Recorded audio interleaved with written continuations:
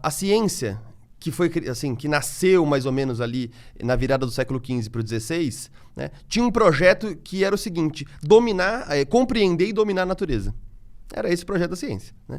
Então, ela foi gestando esse projeto de que a ciência conseguiria, né, domar todo o conhecimento que existisse do mundo, né? Então, a ciência surgiu mais ou menos nesse projeto, né, de compreender e dominar a natureza.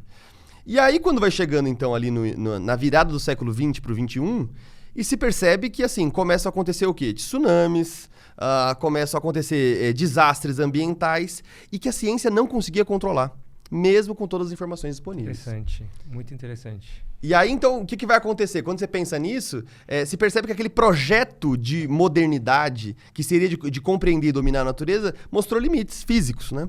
Mas pode perguntar. Não, então, a conclusão é que é uma coisa só.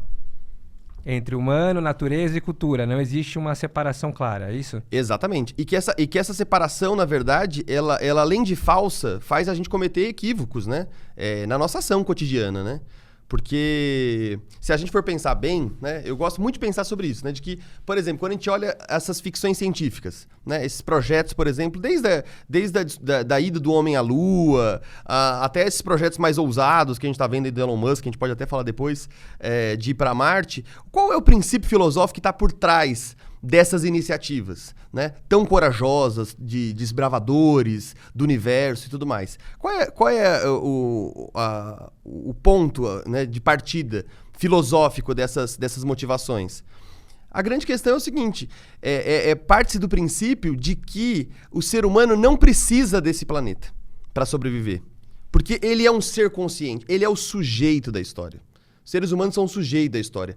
O mundo é o objeto do conhecimento dele.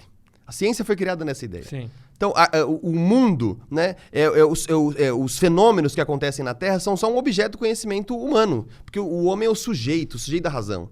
Então, ele pode, inclusive, ir para outros planetas, porque quando ele vai para outros planetas, ele vai colonizar esses lugares, porque a inteligência dele vai descobrir um jeito de sobreviver em Marte, na Lua, no raio que o parta. Então, essa noção, né, é uma noção muito estranha, porque a grande questão é o seguinte: isso a Hannah Arendt já falava lá na Condição Humana, no prefácio da Condição Humana, em 1963. Ela falava assim: a ficção científica é um negócio engraçado, né? Você gosta da Hannah Arendt? Não sei se... Gosto. Gosta dela, é legal, né? Polêmica, mas é legal. E tem uma coisa que ela vai falar que é o seguinte: esses livros de ficção científica, né, que mostram o ser humano vivendo em outros planetas, Jornada nas Estrelas, etc. Ela falou, partem dessa ideia de que o ser humano pode viver fora da Terra, mas a gente não conhece nenhum ser humano que viveu fora da Terra. No máximo passeou na Lua, mas nunca viveu fora da Terra. Então, o que faz a gente imaginar isso num delírio, numa fantasia?